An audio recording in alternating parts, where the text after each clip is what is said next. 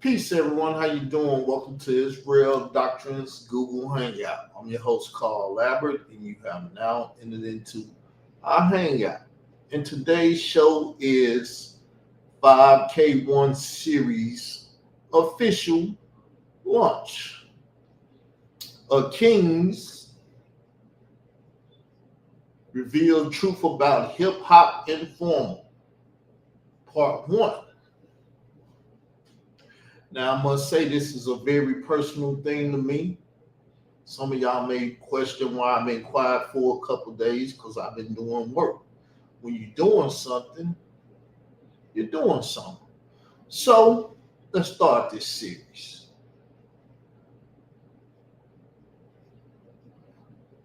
"5K1 Series Official Launch: A King's View of a Nationally Known Federal Informant in Hip Hop Part 1 of 2." Disclaimer: Israel Doctrine Entertainment 5K1 series will not be to slander or to provide false information as it relates to the discussions that we will have over the course of this series. The views expressed during these episodes will be supported by factual statements or documentation or video presentation. The views expressed here will be in the form of questions from time to time and will always provide information with the intent for the viewers to use critical thinking, but ultimately to do further research and form their own conclusions on the subject matter of each of the 5K1 series episodes. So, for you to use reasonable thinking and judgment and stuff, we're not here to slander any people. Just so you can get the information and do your own homework, because there's a lot of people in these YouTube streets that don't like to do research or your own homework on stuff. You just go hatch your head in the ground like an ostrich, and you're afraid of what's going on in the streets, like most people do in their houses today with something going on in the streets. I was raised in the streets, never had my head from what's going on in the streets. For those of you who are unaware of what the term 5K1 stands for, I will give you all some definitions I gathered doing some basic research on what a 5K1 recipient is. A 5K or 5K motion in the federal system is a motion filed under Section 5K1.1 of the United States Sentencing Guidelines, requesting a sentence below the guidelines based on substantial assistance by the defendant. Now, if you're from the South, you'd have heard Brad Jordan, aka Scarface, talk about 5K1 skunk killers, because 5K1 people are really skunks. They're not men, they're not women, they're skunks. But you know what happened with a skunk? You pass one on the road and it's unalive. That's the term I would like to use. It's unalive. It stinks. So let's get this part out the way. In the federal system, one way to benefit from a cooperation agreement is through a motion under Section 5K1.1 of the United States Sentencing Guidelines. So it's a motion. And how do you get this motion? Or how do this motion come across? Right? We got to go deeper into my research or my writings or this information. The United States Code are laws approved by Congress and codified into law under the short-term USC 18 U.S. Code Section 3553, subsection E, limited authority to impose a sentence below a statutory minimum. Upon motion of the government, the court shall have the authority to impose a sentence below a level established by statute as a minimum sentence, so as to reflect a defendant's substantial assistance in the investigation or prosecution of another person who has committed an offense. Such sentence shall be imposed in accordance with the guidelines and policy statements issued by the Sentencing Commission pursuant to Section 994 of Title 28, the United States Code. So if you're a criminal or not a criminal, understand one thing you must know. It's law. And I'm not a criminal, but I know law because they have put false charges against me in the state of Illinois, and I had to go up there, beat up the state of Illinois, and beat up those that was giving false charges against me. It's called a strategic lawsuit against public participation. And like I would always like to say, I'm the first to do that on YouTube in these streets. I'm the first to bring an episode like this to these streets. I am the YouTube king of the streets. So let's get this paper back up and let the king do what the king do.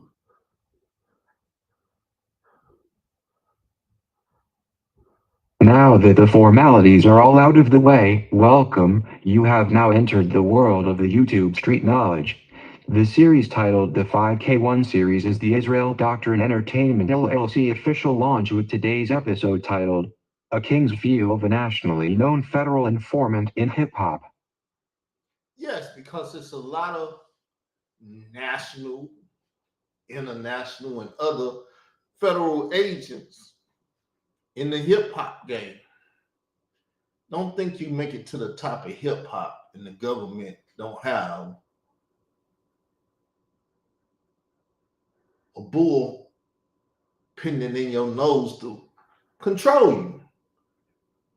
They give you a lot of money and stuff because you have became a house nigga. And they need you to control the street nigga. And the street nigga want to be the house nigga, so he gives in and becomes a 5K1 person. Because we can't trust our brothers nowadays. Nobody lives by the Bible, this and that. And no honor amongst these. Before we get started with the star of today's episode, who I will be discussing in depth, I want to speak briefly on the recent September 25th, 2025, federal grand jury indictment of the former director of the Federal Bureau of Investigation, James B. Comey. Woo! As I told you, I've been working, people. When I get quiet, it's a reason. That's why I don't stay off YouTube. They be coming to park trying to take my life away. I bring to light the recent indictment of the former director of the Federal Bureau of Investigation to highlight to the viewers of this 5K1 episode that I believe we are living in unprecedented times in the world, and being here in North America, much has been going on in current events involving the politicization and the weaponization of the federal government of the United States and its agencies. Because y'all can't get your food stamps and they need something. It's a lot of stuff gonna go on in these streets, and y'all ain't ready for it. The politicization of the feuds between former Presidents Barack Hussein Obama, Joseph R. Biden with the current President of the United States Donald J. Trump since 2016, and the recent indictment of James B. Comey, the former director of the Federal Bureau of Investigation in 2025, makes this 5K1 series I created for hip-hop and these YouTube streets more current than ever. Did y'all hear that? More current than ever. We in unprecedented times. Most people will call it a new world order. The corruption of the Federal Bureau of Investigation under previous administrations is a pivotal point to make, as the star of this 5K1 series is a nationally known federal informant that calls himself having a beef online with me on whether or not he breached his duty to report cybercrimes that he has witnessed repeatedly and participated in directly. So, that shit happened again. The corruption of the Federal Bureau of Investigation under previous administrations is a pivotal point to make, as the star of this 5K1 series is a nationally known federal informant that calls himself having a beef online with me on whether or not he breached his duty to report cybercrimes that he has witnessed repeatedly and participated in directly. So it said breach his duties to report cybercrimes. He called himself a journalist, seen people breach the news media lie. It started on the 16th. not the 13th, for us the year 2013, 2016. When did the official report that Africa Bambaataa was molesting children come out? 2013 or 2016? I know because I've been dealing with it since 2017, trying to fix the narrative about what was going on out here in these YouTube streets. I fixed it and people hated it because they was investigated in, I used the wrong term. They was invested in it more than me. Because I'm in Arkansas and I ain't got a bunch of money. I'm just a wannabe rapper that was interested in hip hop in the conscious community. When they brought it to the conscious community and say, help, help, this is what they're doing in hip hop. This is what they're doing in the community. And like a fool, because I'm a righteous man, I got involved. Ignorantly, I got involved. And when I got involved, the people that normally was already involved said, nah, this nigga can't get involved. He turned up the heat. We got to get him out of here. And everybody from the Amin Ra squad all the way to you know who plotted against me. They plotted against me, people. I ain't crying. I'm just doing what I got to do as a man. I ain't bitching, moaning, or none of that. I'm telling my story, and I'm going to get my story out.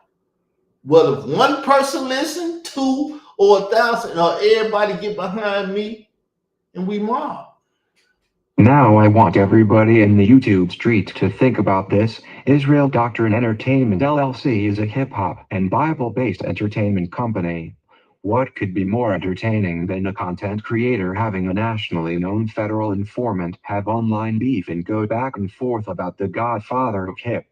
With the current online trends in hip-hop, with online disputes between the likes of hip-hop artists like Cameron and former hip-hop CEO Damon Dash, and with people like the rapper aka HSHI69 having been a federal witness in a racketeering case and crossing with the likes of content creators like Hassan, Poppy, Campbell. Make no mistake, the back and forth between Israel Doctrine LLC and the nationally known federal witness protection recipient Khalil Amani should have views in the millions, if not hundreds of millions. When I told you YouTube owed me millions, and the only reason I ain't getting them millions is because I'm not a Charleston White. They wouldn't found that guy been snitching and doing what he been doing for years. They said we got to find somebody to replace Carl Albert Davis, because that little Arkansas dude, he a mother. You know what? Shut your mouth. He a mother. He on YouTube. He's killing stuff. We need somebody similar to him that would do things beyond him. And they went and found the Texas guy, Charleston White. They found some other people and they put them out here. They start flooding these YouTube streets with my type of clones, with people that do or talk similar to me. The ones is righteous, theirs is unrighteous. But we ain't gonna talk about it. Because like I said, I'm not a man. I ain't crying about it. I just got super active. Just because you ain't seen it, don't mean I ain't active. You will see it in the future. Why does the videos on this channel not break over 100 views when I have a nationally known informant that has been chasing and stalking behind me over years, saying he has online beef with me?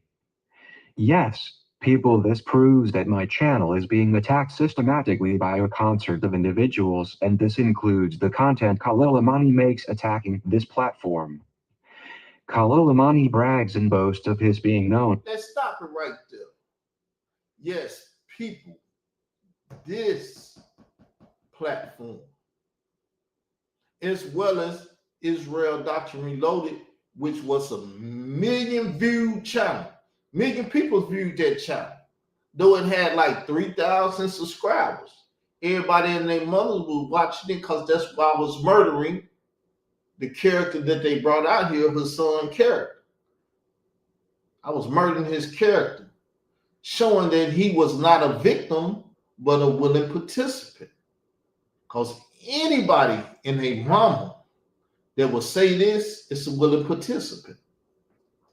After Bam got out of the hospital to figure out what really happened, and he gave me the picture of a light-skinned Puerto Rican little boy that looked just like me as a kid. And he gave me that picture because I was going to be the one who killed that boy for Africa Bambaataa. He was going to be the one to kill that boy for Africa Bambaataa. Layla Wills heard this. Khalil Amani heard this. Star Troy Terrain heard this. Marcy Hamilton possibly didn't heard this. Everybody and their mama heard this. As Leak you once said, everybody didn't heard it. Because like I said, it was a million people that used to watch Israel Doctrine Reloaded before DJ K. Slay and the rest of the conglomerate came together and destroyed that channel. Oh, this is some highly upscale stuff for someone that was born under the Fred Hampton somewhat regime. See, I was born in Chicago, Illinois. I wasn't born in Compton or in California and all that place in LA and stuff. Well, they really started in the Bay, where the Panthers from, California. But the branch in Chicago, I was born under who the FBI feared the most, Fred Hampton. Though I don't claim to be a Fred Hampton, I'm just saying. Their fear of another one rising up is so very true.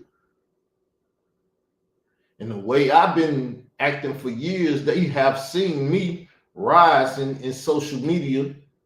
They've been watching me for a while, which they've been watching me since my birth.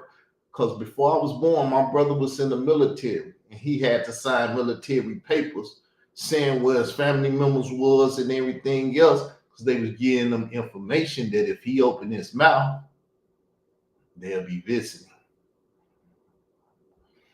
Khalil Amani brags and boasts of his being known for being on nationally syndicated television and having articles written in the top publications, but as he calls himself, beefing with me back and forth over the events surrounding the godfather of hip-hop, me and him cannot break the algorithm. Think people about what I am putting down here, about how these people who are working tooth and nail to keep secrets from the mass viewing audiences, as they think they are countering my intelligence and trying to stronghold my channel and its content, while they figure out a way to harm and get rid of me all so they can keep government corruption and racketeering with Hassan, Poppy Campbell and the Universal Zulu Nation's security detail rolling. They're getting money. They've been making money for like 8 years or so.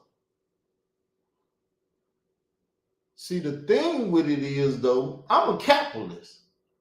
They're socialists. People that's in their society, they make sure get money.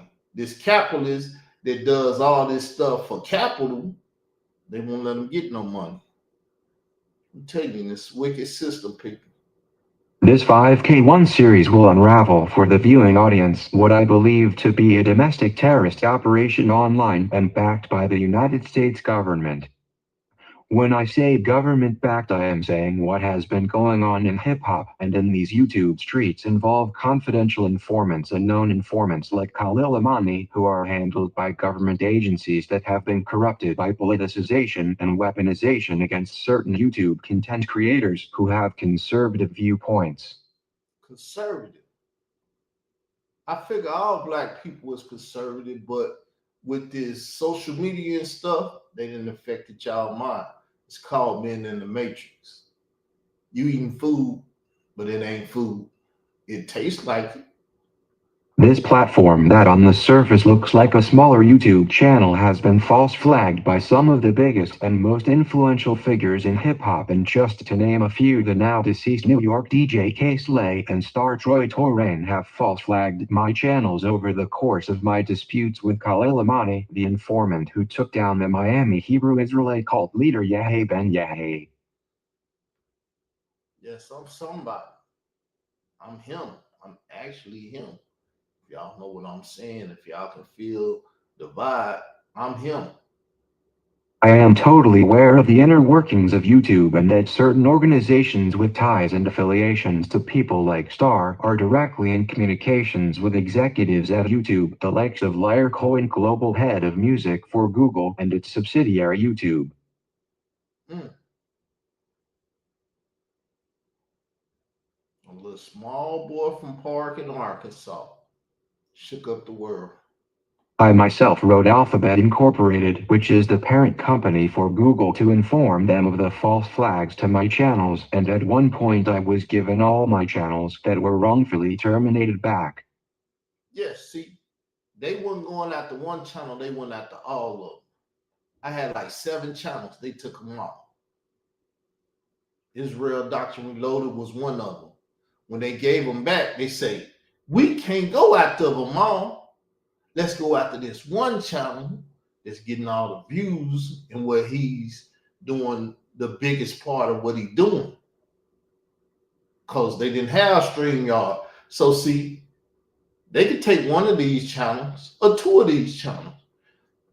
But it's a channel that's linked to this one that's not linked to the Israel Doctrine Gmail. I found out that they was doing it because all the other channels were somewhat linked to the Israel Doctrine Gmail.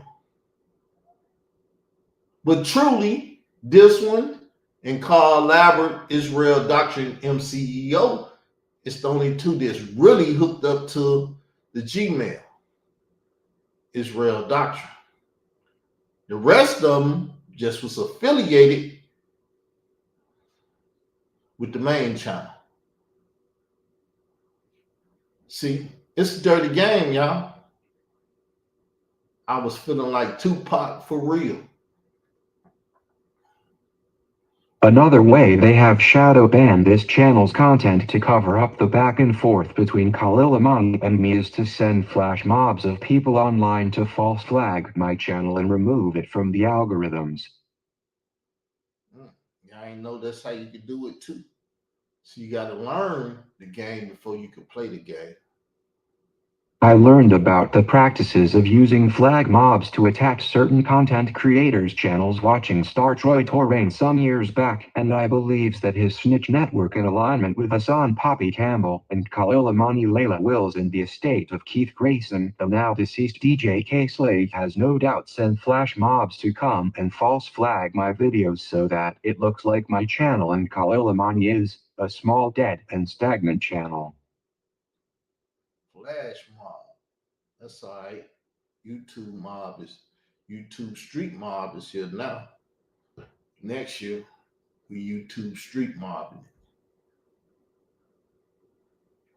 They as in Khalil Amani, Layla Wills, and DJ K. Slay with supporters of Star Troy Torrain and many others have made sure to directly and indirectly false flag and have my Israel Doctrine Reloaded channel wrongfully terminated because that channel had broken over 1 million views and that channel has not been returned, which is something that is sure to have heavy legal ramifications in the near future.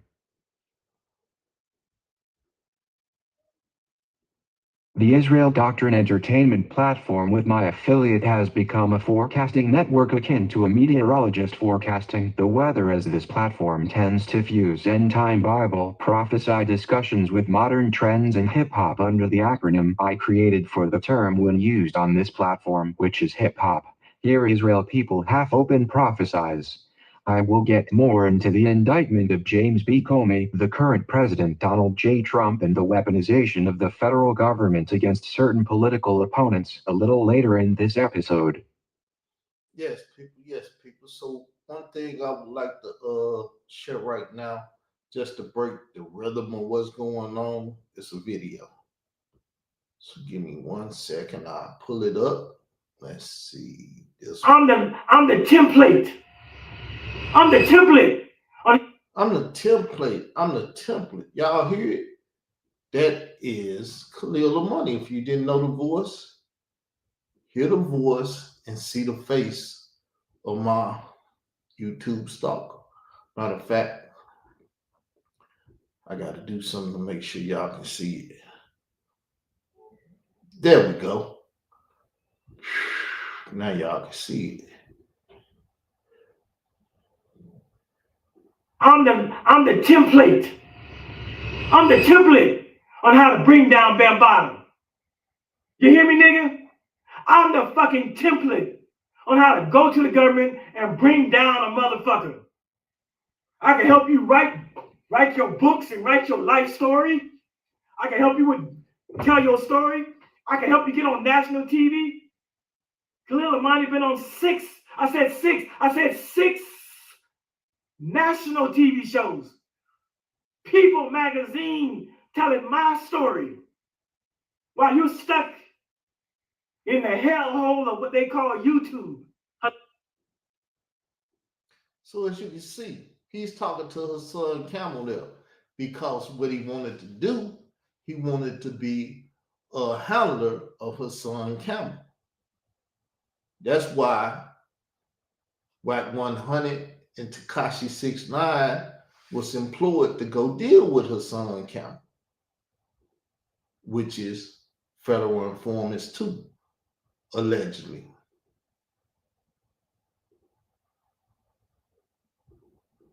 I was speaking about that before Charleston White, but Charleston White took my mental knowledge and started using it.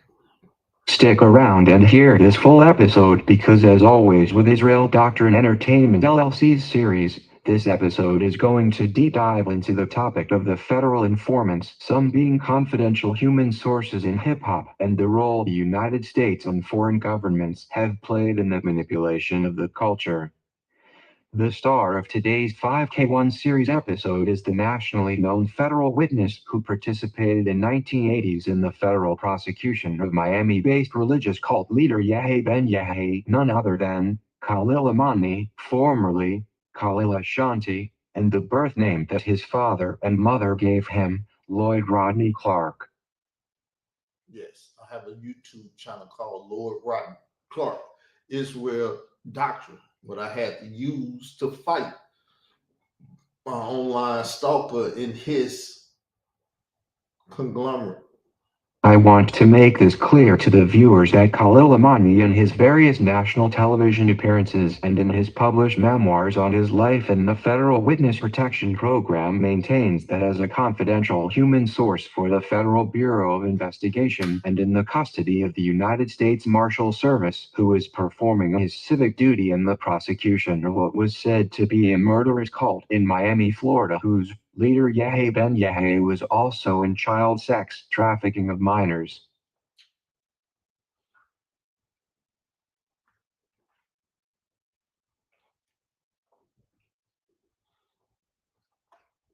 I want you all to know Khalil Amani's position so that when I give you mine there is no discrepancies as to why I ask the questions I will ask or why I challenge some of the many statements he has made over the years out in these YouTube streets. To clarify, Khalil Amani is the star of today's episode for one reason only, and that is to utilize what I know about him to bridge future episodes that will speak on individuals who may not be actual state or federal informants but that interacted with Khalil Amani, making their status questionable in the hip-hop culture and out in these YouTube streets. Mm-hmm.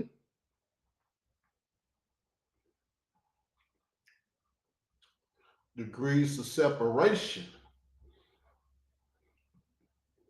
Various of my online affiliate and I have been the subject of cyber stalking by Khalil Amani for a time frame of about 6 going on 7 years now. When you are cyber stalked to the degree that Khalil Amani has stalked me, you learn a whole lot about the person. You have to look over your shoulder so frequently to ask to please stop stalking my YouTube channel.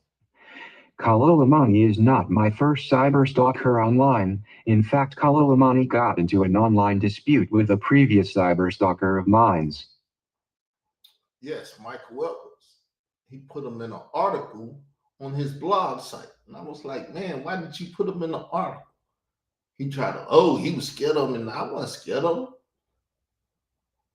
I ran him offline. Khalil Money didn't run him offline. But he said that's how me and Michael started. I was ready to go all day, but he left offline. He left offline because of me, because he was like, y'all don't know that guy. Y'all keep messing with him. That guy ain't nothing to play with. I've been stalking him for 10 years myself and know that he ain't nothing to play with. Why you think we went 10 years? Because he ain't gonna stop. I had one former cyber stalker of my platforms get into a conflict online with Khalil Amani, and then that cyber stalker got offline, and Khalil Amani would then later become my new cyber stalker for 6 going on 7 years now. When I say you tend to learn a whole lot about a person after they stalk you for such a long period of time, as in Khalil Amani stalking me in the YouTube streets, I can personally say I have a lot of knowledge and foreknowledge on the character that I nicknamed Shitty Blood for his direct ties to California Pure Blood affiliate and hip-hop manager Whack 100. Yes, he's affiliated with Whack 100 through DJ K Slay because he worked for Straight Stunning. And Straight Stunning had an East Coast and West Coast operation. DJ K Slay East, Whack 100 West. This is also street news. See, it's hip hop, but it's also street news. Because your man that was moving that weight and this, that, and everything, he got caught up and got locked up through DJ K Slay or Whack 100, who affiliated with a federal informant. You just go, aha, that's how it happened. Now you put 1 and 2 together and you start piecing up some of them crimes that happened earlier in hip hop that you didn't know nothing about because you didn't know about these federal informants and how they was linked to street cats that was doing stuff in the hip hop industry. Waha. I know how it hit. It hit me hard when I realized it. I said, oh shit. Oh shit, this is deep. This is deep.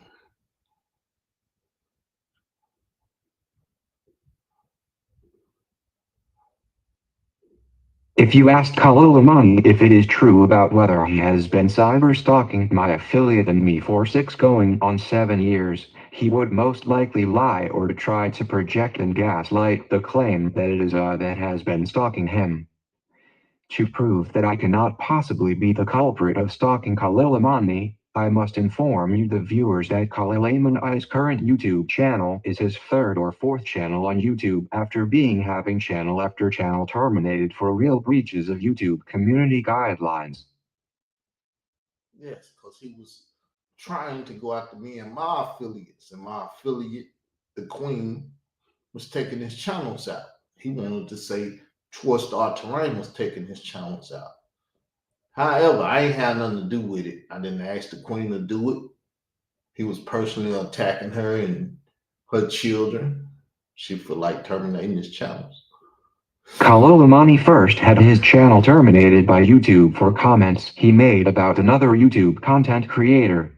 The comments Khalil Amani made which got one of his former channels terminated was for his falsely alleging that he was going to make slanderous videos about another male content creator. Khalil Amani, a nationally known federal informant, was terminated by YouTube for his falsely alleging that he and the other male content creator had gay sexual relations. Yeah, he said he was going downtown. Boom, boom, boom, boom. I'm going down. After being banned and cancelled on YouTube for his attack on another content creator, Khalil Amani would then return with a new channel on YouTube, making video after video and posting on his community wall about me and my affiliate and just about every topic I speak on. Stalking. Perpetual stalking.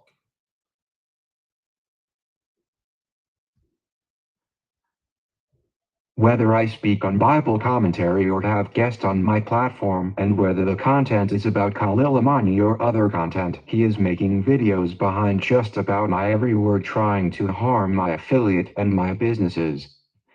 Khalil Amani would again have another channel terminated by YouTube for more breaches of YouTube community guidelines, and again make yet another channel and do more cyber stalking of my platforms and claim he is critiquing my commentary. Critiquing me. You know, this stuff is very worrisome. When you on YouTube and you just trying to talk about what it's a super fan. A super fan that want to peep through your window and see what you doing. So they'll know your every move. Super fan. Which is a stalker. Which is dangerous. But I understand this social media game is a media game. But that media game is to control your mind and harm you mentally. And see, one thing Park in Arkansas has done for me is to get me mentally strong to deal with anything in the world. And when I say anything, I mean anything. Seeing a dead body, seeing this, seeing that, woo, woo, woo. I come out of Cabrini Greenhouse and Projects in Park in Arkansas. Meaning I've seen a lot of stuff in both of them. Khalil Amani false flagged my now wrongfully terminated Israel Doctrine Reloaded channel. The false flag was done in concert by Khalil Amani with his Chicago-based affiliate journalist Layla Wills of Trapped in a Culture and the First Gay Family documentaries, and the now deceased legendary DJ K. Slay of New York's Hot 97 radio station, Shady 45, and founder of Hip Hop's Straight Stuntin' magazine. I can say my channel was terminated wrongfully by YouTube and that it was due to false flags by Khalil Amani, Layla Wills, and DJ K. Slay. I can also say that it was wrongful terminated based on the strikes on my channel being for copyrights that was not properly verified by YouTube via the individuals claiming the infringement. No proof of copyrights was ever presented validating the strikes that lead to my channel being terminated by YouTube. Yes, because during this time I've been putting up pictures of people and stuff and seeing if they would send me the copyright to it. The only person that ever did it was Troy Star Terrain. I still didn't take it down. Wait, that's my picture. I got the copyright this and that. I said F-U-C-K him and did what I wanted to do. And he punked the you know what down and left me alone. Not truly because he kept false flagging, but he had a right to flag that, take me to court and everything. You think he pressed the issue with me? No, because I'm a bold little country boy. Khalil Amani and Layla Wills once got all of my YouTube channels terminated with false flags before they had my Israel Doctrine Reloaded channel terminated, and YouTube gave me all of my channels back after realizing the flags were false. After YouTube gave my channels back, I made a report to YouTube that the amount of false strikes made by Layla Wills should have led to the immediate termination of her channels and that of the individuals who made the false strikes in concert with her, including Khalil Amani. DJ K. Slay, they, you know what, too. Got no respect for him. Y'all may have respect for him, but hey, as far as I'm going to go with it. I had to make police reports in the state of Arkansas for incidents where Khalil Amani would appear in my chat room after he was terminated from YouTube and make hypothetical death threats, and to protect myself in the event that we ever cross paths offline, I made it clear to put all interested parties on notice. The point I am making as we go deeper into this episode is that Khalil Amani has been an aggressor in these YouTube streets, and as I break it all down, I will explain how I can prove that in a court of law, or in the court of public opinion, and with commentary in these YouTube streets. Yes, we're finna take another break, another video, something to wet y'all whiskers. Why does Hassan Poppy Campbell call Khalil Amani a snitch? Y'all see that? Let's go back a little bit. Camille money, store robber, drug mule. A snitch and a rat? Well, those of you who know my backstory know that 40 years ago, I was in the Yahweh cult in Miami, Florida. And you know that the cult and the leader, Yahweh ben Yahweh, was a bad man. He was a Malachi York and then some.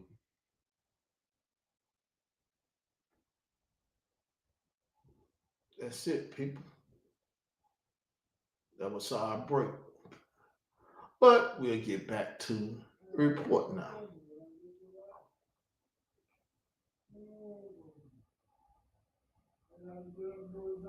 Remember, this is part 1 of 2. There's a lot of stuff here. I had to break it up, people. I have written various local, state, and federal agencies about actions done online by Khalil Amani and his affiliates to secure that whenever I decide to tell my story, I am within my legal right to speak. So, his affiliates is Hip Hop Stands with Survivors.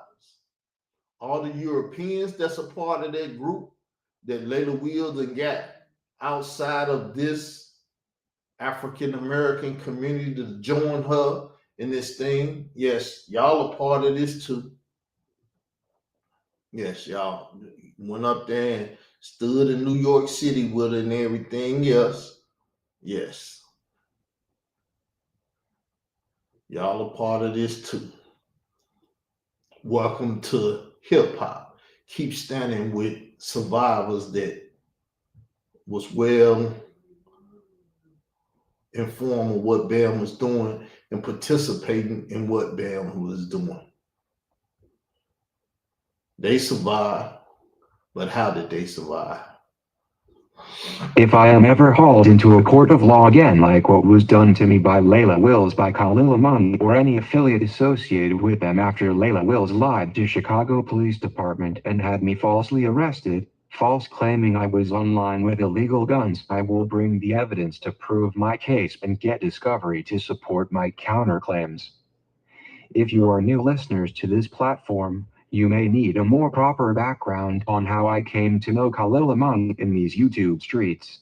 Khalil Amani and I formed a mutual relationship around the year 2017, and a relationship that then went sour after I was civilly sued in a strategic lawsuit against public participation by Layla Wills for commentary I was putting out on this platform about the allegations of sexual abuse of minors against the godfather of hip-hop Afrika Bambaataa aka Lance Taylor aka Kevin Donovan, and the cover-up of the abuse by members of the Universal Zulu Nation.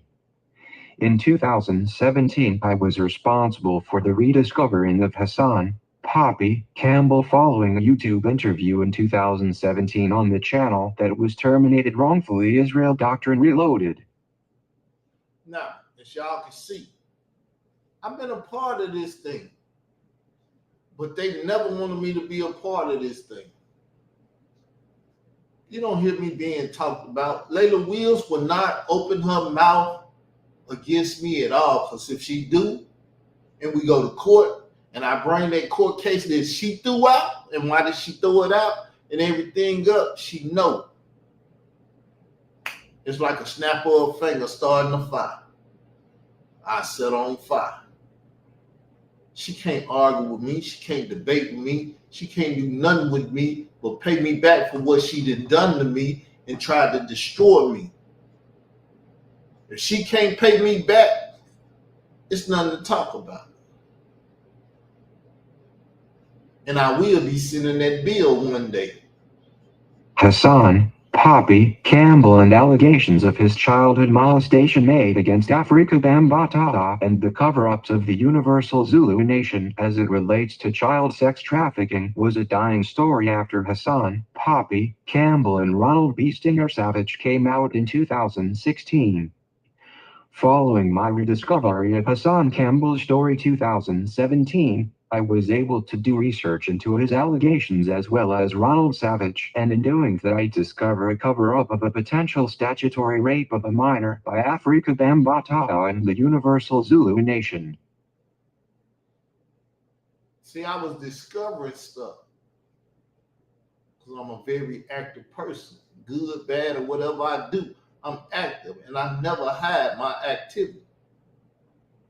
That's why people been over on my Facebook, stalking my family, getting their pictures, putting them out online and stuff. Well, I talked about them nicely, nigga. You had no right to get on my Facebook and find my family pictures. But my family at fault too, because I was talking about COINTELPRO in 2016, the stalking and profiling of an Israelite male, aka Carl Lambert Davis. My family, they didn't listen. So if they feel like doing something, that's them. Carl feel like doing something. That's me. The cover-up is where it was alleged that the victim, described as a light-skinned Puerto Rican, Spanish or Latino boy, stabbed Africa Bambataha and his manager Ahmed Henderson following a statutory rape of a young teen back in a New York City apartment in the year 2013. Yes. And his name is out there. Khalil, what's his name? You said he was a homosexual, and him and her son Camel was having a homosexual war over their lover, Bambata. So if her son Camel was what you called him, fighting with another one, what you called him, then that would show even more reason to say he was a willing participant in the love triangle. But Layla Wills put up as the star witness on her show and you and everything else. She didn't want the 2013 thing to come out, but you spoke about it and you stay speaking about it. But you never said in the sense that I came out in 2013, Layla Wills is lying, this did not happen in 2016. Even Troy Start to Rain came out in 2013. So my narrative will forever reign in hip hop. It was Israel Doctrine claim and story that in 2013 all this SHIT stuff started. And people want to say it did. You and your mama lie. Hassan Campbell, known to be a member of the Universal Zulu Nation and an employee of its security detail Zulu Warrior Security, alleges that at the time of the stabbing, he was given a photo of a young teenage boy who he said looked just like him as a kid, and that he was going to be the one to kill the boy for Afrika Bambataha. The statutory rape of the young teen was first reported on April 2, 2013 by a story published online by Khalil Amani at the behest of the now deceased founder of hip-hop's straight stuntin' magazine, DJ K-Slay. You see that? Who gonna fight against it? Now, anybody that care about hip-hop will state that what I reported, because it's true. They will not go with Layla Wills 2016. This started and all of that. You hear me, Chuck D? You hear me, Rakim? You hear me, all the rest of you niggas that took a picture with that line B, and I ain't gonna say the rest. This is where I first reached out to Khalil Amani on social media to find out more about the article he had written about Afrika Bambataha and Ahmed Henderson getting stabbed after a potential sexual assault in 2013. Khalil Amani would later inform me that DJ K-Slay was the person who informed him of the sexual assault of the Latino teen and the stabbing of Afrika Bambataha and Ahmed Henderson. Khalil Amani later explained that following the incident, DJ K-Slay told him to publish an article titled Afrika Bambataha, Gay and Date Raping. This is when they was trying to make Bambata a part of the LGBTQ. We'll say it like this, the LGBTQ, now the LGBTQIA plus pedophiles and the male, I can't say it, it's on the tip of my tongue, but we're not gonna stum up on words and mess up the video like that. Let's keep going. Y'all know what NEMLA is, right? When I conducted my first interview with Khalil Amani on the Israel Doctrine Reloaded channel, I was not aware that he was known nationally for being a federal witness that took down Yahya Ben Yahya in the 1980s. At the time of my first interview with Khalil Amani, I only knew him to be the first writer to allege that Afrika Bambaataa had a fetish of sexual encounters with underage teenage boys. That's all I knew. He came on my channel, told me he was a federal informant, and from that moment on, I knew to watch the nigga. Plenty of videos, audio, and stuff for this cat, because he's a federal informant and he's doing what I knew a federal informant would do. He'll get his, you know what, out here in public and lie and embellish and tell lies on me and stuff. So I need information, words, and different stuff to proclaim my innocence. I got it. I would find out a lot of things about Khalil Amani that is relative to this episode, including that at the time of the interview he was what he termed as an advocate to the LGBTQ community, and due to his advocacy was a spiritual advisor to the LGBTQ. I would later agree with what was looked at as fringe conspiracy on the adding of the adults who partake in same-gender and underage fornication being added to the community of the LGBTQ, and I was right when it is now called the LGBTQIA+ community. Plus community. Me and him arguing about that. I brought Cleo Monongo out, spoke to him about it. He wanted to act like he didn't know or comprehend or understand. But do you know that same Million Man March that Bam went to, Cleo Monongo spoke at it? Meaning that Bam and Cleo Monongo was at the Million Man March with Louis Farrakhan and the Nation of Islam cats that was in that same hospital when Bam got stabbed at night.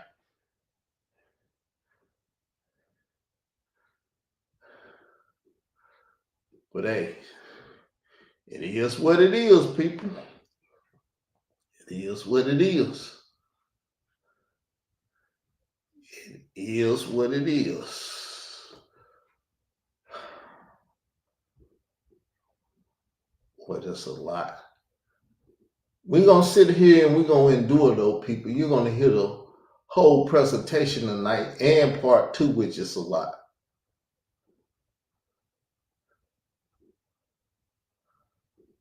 I would find out a lot of things about Khalil Amani that is relative to this episode, including that at the time of the interview he was what he termed as an advocate to the LGBTQ community, and due to his advocacy was a spiritual advisor to the LGBTQ.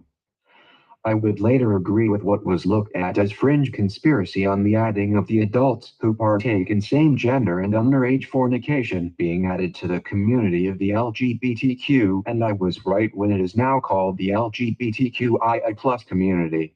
I believe that whether knowingly or unknowingly, when Khalil Amani titled the article about Afrika Bambaataa gay and date raping, with the story involving an underage teen but the title leaving out a term other than just gay, that Khalil Amani as a journalist was effectively placing the plus or pederast in the LGBTQ at the time of 2013 before it was actually the LGBTQIA+. Great advocacy, Khalil. You're a great spiritual advisor because the LGBTQIA+ community is a cult. I was shocked initially when I found out that Khalil Amani was known nationally for being a part of Witness Protection Program and informing on Yahya Ben Yahya, as he told me that during my first interview done with him on my Israel Doctrine Reloaded channel I have on YouTube. During my first interview with Khalil Amani, he would also inform me and the audience I had that the reason for his becoming a federal witness against Yahya Ben Yahya was due to the religious cult leader practicing in the sexual molestation of underage girls on the compound Yahya had in Miami, Florida. So he's been around it. I would dare to say allegedly probably didn't participated in it. Kalilamani would go further to explain that the brainwashing that took place in the cult involved his wife, who they had a daughter, committing adultery with Yahya ben Yahya. He would go even further and tell in the interview that he feared his underage daughter would be subjected to sexual abuse and the polygyny that took place in the cult.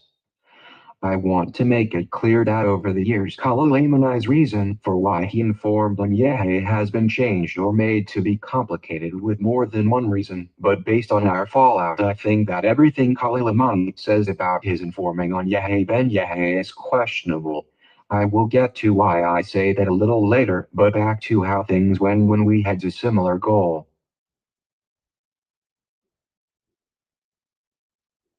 I would find out later, after becoming more acquainted with Kalilamani, that DJ K-Slay had told him 6 or 7 years prior to the stabbing of Afrika Bambaataa that he was aware that the godfather of hip-hop had a fetish for sexual encounters with underage boys. How did DJ K-Slay, years before the incident of the stabbing of Afrika Bambaataa and Ahmed Henderson, know that Afrika Bambaataa liked to have sex with underage boys, but yet not report the crimes of minor abuse to the authorities? Could we dare say sex trafficking, which we know the Zulu Nation was doing? Why did DJ K-Slay tell Kalilamani, a nationally known federal informant, years before telling him to publish the article about Afrika Bambaataa sexually assaulting a minor, that Afrika Bambaataa liked to have sex with underage teenage boys? If Kalilamani knew years before the incident that occurred on April 1st, 2013, of Afrika Bambaataa sleeping with underage teenage boys, did him and DJ K-Slay not inform the local, state, or federal authorities the night Afrika Bambaataa got stabbed with his manager Ahmed Henderson in what they allege was a New Rochelle apartment in New York State?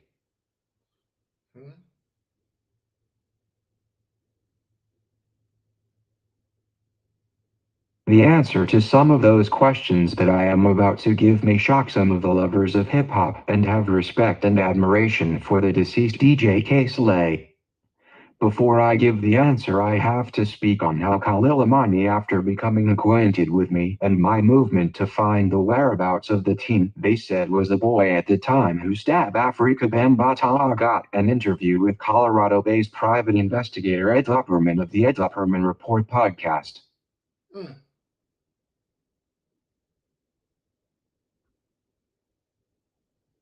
I, at the time of 2017 and 2018, was getting well known in the YouTube streets, my platform popularized, and I was the first to go on the Ed Upperman Report.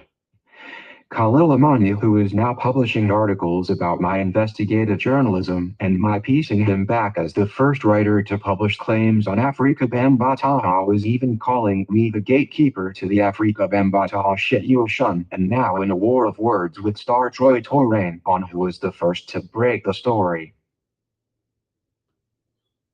Now we're getting into some good part, but we got another little piece to go. Y'all see me strolling down. It's a lot, y'all. Remember, I got to remember this stuff because I had a stroke. But when I woke up from my stroke, I remember who I'm being called out. And we got beef. In 2018, I was the one who placed Kalilamani in his rightful position above star Troy Torain, and not knowing that this would later bite me when Kalilamani would flip as a hostile witness and join forces against my movement with star Troy Torain and Layla Wills. After interviewing with Ed Upperman, I would get Kalilamani an interview on the Ed Upperman Report to discuss his cult story, and also an interview to discuss his role in the Afrika Bambaataa allegations of sexual assault against minors. During the interview about Afrika Bambaataa, Kalilamani would shock me and the listeners when he made the statement that DJ K-Slay used to go get the teenage boys for Afrika Bambaataa to molest.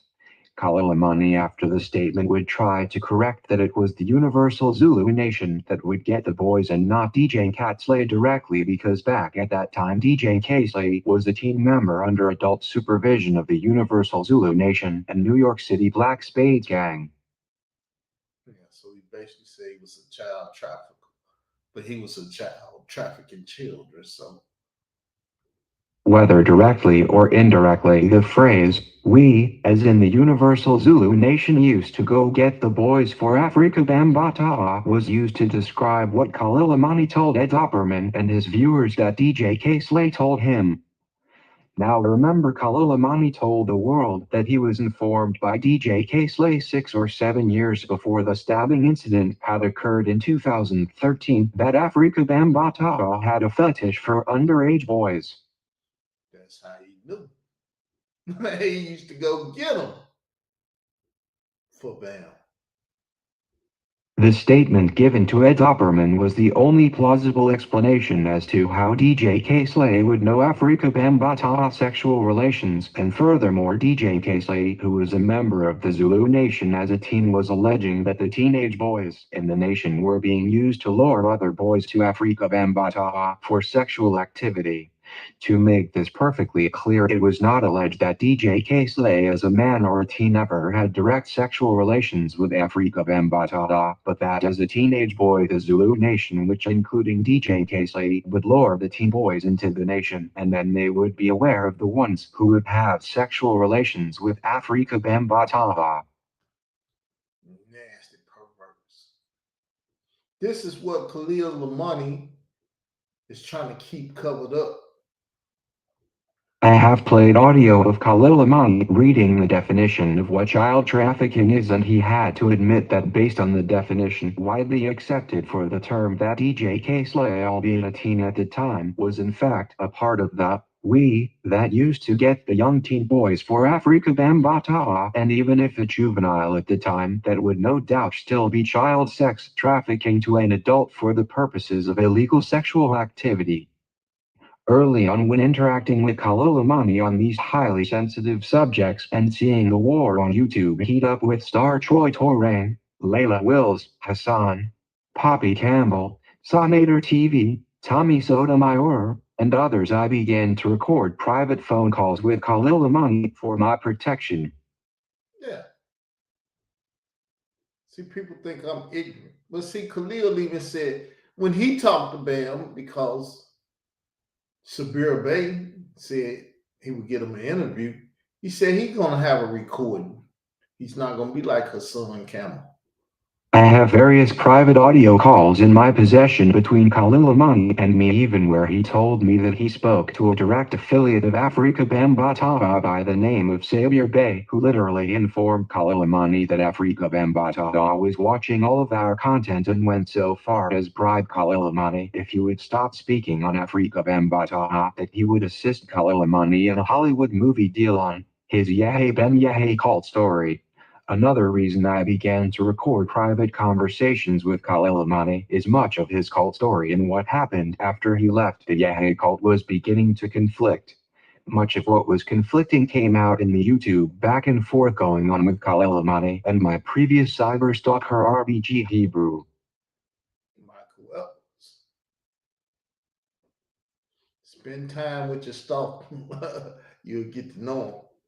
The conflicting statements that came out involved Khalil Imani publishing in his memoir that after leaving the Yahya cult that he would delve into the world of drug trafficking, transporting illegal narcotics from Miami to Washington, D.C. Khalil Imani in his memoir would even say that prior to informing the federal government on Yahya, his life of crime would turn from being a drug mule to armed robbery. So he been bragging about that. Yeah, I had this bride, and she would go get other brides, and we do threesomes and all that stuff. He was living a glamorous life, being a drug mule, meaning that if them drugs killed somebody, he was a murderer. He was a murderer, a drug mule, and a robber of establishments. But he tried to say, I was just a citizen. I ain't do no crime. I ain't do nothing wrong. I ain't have no reason to go tell on y'all way. Your story don't add up, buddy. It sound good. Even poor surprise people will sit up and write about it, but they'll write a damn lie.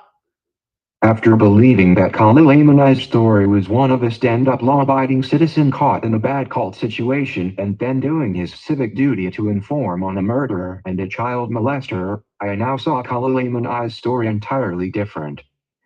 Though I am a law-abiding citizen, I am aware of street compensatory code, and it goes that if a man is doing criminal activity and then turns to inform on another man's crimes, he does not get to turn around and claim upstanding citizen. Hell no. What them boys used to say in that song, oh no, hell no. To the no. We're gonna quote the blues singer. Khalil Amani left a murderer's cult and then decided to deal death up and down the East Coast, trafficking narcotics and even robbing establishments at gunpoint, and now wants the world to not see that as him too being a criminal that then went and informed on his cult leader. I have made countless response videos to Khalil Amanai's stalking of my platform to let it be known that once he went and informed the federal government on Yahya Ben Yahya after leaving that man's cult but selling drugs and doing criminal activities, that he is nothing but what the streets call a snitch and a rat for being a criminal himself. Man, a criminal himself is being a drug mule, a criminal activity. Yes. Robbing stores, a criminal activity. Yes. Does that make you a 5K1 recipient? 9 out of 10. Khalil Amani was said to be present just prior to the murder of a man by Yahya Ben Yahya, and as a member, if he did not inform on Yahya at some point, he could be seen as an accomplice. No matter how one looks at it, the sheer fact that Khalil Amani left the cult and was unclean and then decided to later inform, he is nothing but a tattletale, and when you look at how much he told on DJ K-Slay and countless others, he is questionable in the very least for being a career informant. A career informant. Not just for the government, but for its own special benefits. When I call Khalil Amani a career informant, I rely simply on his own memoirs, where he admits that after informing on Yahya Ben Yahya, the United States government contracted him on other undercover operations to take down religious leaders, and that he was on various operations after the fact. Khalil Amani sits up claiming ties in the current to the United States Marshal Service, but yet wanted me to believe that telling the truth on Hassan Poppy Campbell and an international child sex trafficking ring was something he would not do under the fear of being what he calls erased by the United States government. Or being called a snitch because he would have had to tell the story that he told it. Anybody with half of a brain knows the Universal Zulu Nation as a non-governmental organization with missions on 6 of the 7 continents is far bigger than Miami-based Yahya cult in sheer size, let alone the amount of murders that occurred to cover up 40 years of child sex trafficking, and that includes the death of TC Islam, who was said to be fleeing Universal Zulu Nation when he was murdered in Atlanta after speaking to Hassan Poppy Campbell the night before he lost his life. Mm-hmm. If anybody was to analyze the gang affiliations tied to the Universal Zulu Nation and its membership globally, including even members of local, state, and federal law enforcement, and the potential of cover-ups of rackets involving sex trafficking, drug trafficking, and murders over the course of time, it would absolutely dwarf in comparison to the Yahya cult story. Bigger than Yahweh, son. Nobody can tell me that a movie about what the Universal Zulu Nation did for over 40 years, all leading to Hassan Poppy Campbell and Ronald Savage, and the hip-hop ties would not outsell any Hebrew Israelite cult movie starring Khalil Amani at the box office. Khalil Amanai's article on Afrika Bambaataa and the ties to hip-hop legendary DJ K-Slay and the godfather of hip-hop, and the ties I have with my What Happened to the Boy movement would destroy the Yahya Ben Yahya story by star power alone, hands down. Can't do it like me. Yeah, I'm going to say it again. Can't do it like me. Khalil Amani at the time of our early acquaintance would go on to make videos about Hassan Poppy Campbell and Layla Wills being involved in racketeering online and even potential death threats being illegal, even if made hypothetical by Hassan Poppy Campbell, at which he was threatening to kill my chat mods, Sonetter and his wife and children, and me for asking what he did to the underage boy Afrika Bambatawa ordered him and other Zulu warriors to kill. The beginning of the end of my alliance with Khalil Amani occurred when I asked him to go to the federal government and inform on what Hassan Poppy Campbell was doing online. When asking Khalil Amani to go to his federal handlers and inform on what he was claiming in his videos about Hassan Poppy Campbell, Khalil Amani snapped on me in his response. In his response, Khalil Amani would make what I saw as excuses about me not knowing the depths of federal witness protection, and that if he informed of the crimes, the government would literally erase him. Khalil Amani would also try to downplay the power of Universal Zulu Nation and Hassan Poppy Campbell, and claim that he was not in fear for his life, and that Yahya Ben Yahya and his cult was far more deadly, and that if I feared for my life, that I should go to the nearest FBI field office. Yes, he told me to become the next Khalil Amani. Carl Albert Davis ain't no fool. I'm foolish, but I ain't that type of fool. After the response given to me by Khalil Amani relating to reporting on Hassan Poppy Campbell, I really started to question his motives, as he lied about the fact that when he wrote the article in 2013 that DJ K-Slay warned him to take the article down because Universal Zulu Nation had a chapter of its organization right in Denver, Colorado, where Khalil Amani lived at that time. Khalil Amani attempting to downplay the Universal Zulu Nation by claiming the Yahya cult was far worse was literally, albeit weak, counterintelligence play to make me think his expertise in the knowledge of the federal government was far superior to my being able to critical think the situation. Critical thing. A calculated risk taker. I'm a risk taker, but I calculate them. Something I learned back in the days from one of my old YouTube buddies. After Khalil Amani declined to me on him going to the federal government to inform on Hassan Poppy Campbell and the continued death threats on adults and minor children, I decided to contact the Federal Bureau of Investigation live on YouTube myself. Make no mistake about it, when I called the FBI live on YouTube and informed on Hassan Poppy Campbell about his threats made and the potential of a conspiracy to murder victims of Afrika Bambatawa, I believe this is when Khalil Amani was setting up his grand exit to join Star Troy Torain, Layla Wills, and Hassan Poppy Campbell. Shortly after my call to the Federal Bureau of Investigation for all to see is when this story gets really interesting, because after that is when Layla Wills decided to place the strategic lawsuit on public participation and then have Khalil Amani join her and start attacking me. Yep.